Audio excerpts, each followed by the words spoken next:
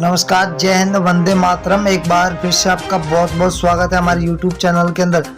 आपको बता दें कि आज कर्नाटक के अंदर विधानसभा चुनाव की वोटिंग है और वोटिंग से पहले 2 घंटा पहले सबसे बड़ा ओपिनियन पोल जारी हो चुका है।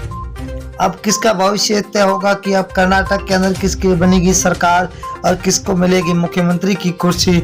आज सबसे बड़ी अपडेट हम आपके बीच में आज लेके आ चुके हैं। कुछ ही देर के बाद विधानसभा की चुनाव वोटिंग डाली जाएगी और अब की बात देखा जाए तो कर्नाटक के अंदर 224 सीटों पर त्रिकोणीय मुकाबला दिखाई दे रहा है। बात करें हम कर्नाटक की हर एक सीट के बारे में तो आपको बता दें कि कर्नाटक की अब की बार हर एक सीट के ऊपर रोमांचक मुकाबला होता हुआ दिखाई दे रहा है। परंतु आपको बता दें कि कर्नाटक के अंदर अब की बार किसकी बनती हुई नजर आ रही है सरकार, कौन मारेगा बाजी, सबसे बड़ी अहम बात मिलने को दिखाई दे रही है।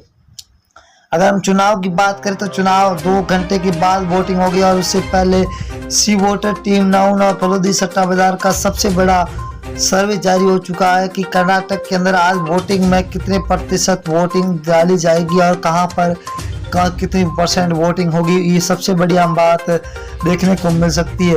अब हम आपके बीच में जो सबसे बड़ी अपडेट लेके आए हैं, हर एक सीट के बारे में बताएंगे कि कहां पर सीट को किसकी कितनी परसेंट वोटिंग होगी और किसकी बनती हुई नजर आ रही है सरकार। 224 सीटों का 24 सीटों में से पहले सीट की अगर मैसूर जिला जहां पर को 10 सीट है, 10 में से बीजेपी को 3, जेडीएस को 2, कांग्रेस को 7 सीट मिल रही है तो अन्य को यहां पर 0 सीट पर मिलता हुआ दिखाई दे रहा है।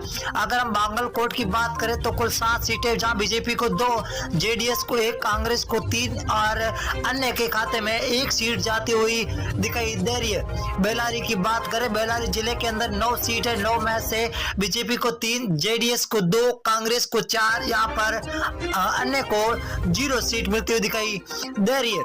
अगर हम धारवाड़ की बात करें तो कुल 7 सीट है, 7 में से बीजेपी को 3, जेडीएस को 1, कांग्रेस को 2 सीट, यहाँ पर अन्य का खाता खोलता हुआ दिखाई दे रहा, अन्य को 1 सीट मिलती हुई दिखाई दे रही है। अगर हम कोलार जिले की बात करें तो कुल 5 सीट है, 5 में से बीजेपी को 2, जेडीएस को 0, कांग्रेस यहाँ पर 3 पर है तो यहाँ पर अन्य को 0 सीट मिलती हुई दिखाई दे रही है।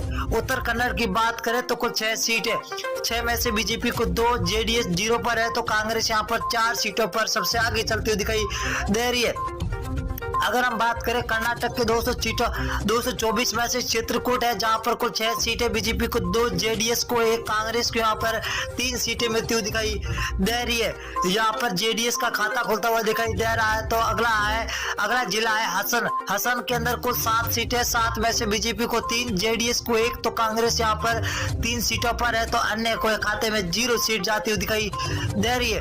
अगली विधानसभा है बीवीएम पश्चिमी दक्षिण जहां पर कुल 8 सीटें हैं, 8 में से बीजेपी को 3, जेडीएस 0 पर है तो कांग्रेस 4 सीट पर, अन्य को खाते में 1 सीट जाती हुई दिखाई दे रही है। बीवीएमपी मध्य जहां पर कुल 8 सीटें, 8 में से बीजेपी को 2, जेडीएस को 1, कांग्रेस को 4 सीटें मिलती हुई दिखाई दे रही है। यहाँ पर बीजेपी और कांग्रेस बीच में सीधी टक्कर होती हुई दिखाई दे रही है। अगर हम रायपुर की बात करें तो कुल 7 सीटें, 7 में से बीजेपी को 1, जेडीएस को 1, यहाँ पर कांग्रेस को 5 सीटें मिलती हुई दिखाई दे रही है। कांग्रेस का पलड़ा भारी होता हुआ दिखाई दे रहा है। अगली जिले की बात करें बंगलोर हर्बन है, कुल 7 सीटें, 7 में से बीजेपी को 2, जेडीएस को 1 तो कांग्रेस के खाते में 4 सीटें जाती हुई दिखाई दे रही है तो अन्य के खाते में 0। तुमकुर के अंदर 10 सीट है, 10 में से बीजेपी को 3, जेडीएस को 2 तो कांग्रेस यहाँ पर 6 सीटों के साथ सबसे आगे सरकार अब की बार बनती हुई दिखाई दे रही है।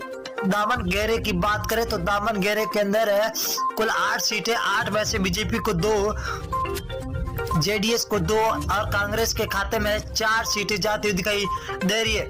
अगर बेलगाम की बात करें तो 18 सीटें, ये बहुत ही बड़ी विधानसभा है, कुल 6 सीटें, 6 में 18 है, 18 बीजेपी को 6, जेडीएस को 2 और कांग्रेस को 9 सीट मिल रही है तो अन्य के खाते में 0 जाती हुई दिखाई दे रही है। बीवीएमपी उत्तर इसकी बात करें तो 8 सीटें, कुल 8 में से बीजेपी को 1, जेडीएस को 1, कांग्रेस के खाते में 4 तो अन्य के खाते में 2 सीटें जाती हुई दिखाई दे रही है। शिमोगा की बात करें तो कुल 7 सीटें, 7 में से बीजेपी को 2, जेडीएस जेडीएस 0 पर है। तो यहाँ पर कांग्रेस का 5 सीटों के साथ सबसे आगे चलना यहाँ पर बताया जा रहा है। अगली विधानसभा की बात करें तो बीजापुर जिला है, जहाँ पर कुल 8 सीटें, बीजेपी को 4, जेडीएस को 1, कांग्रेस के खाते में 3 सीटें जा रही है तो अन्य को 0 सीट मिलती हुई दिखाई दे रही है।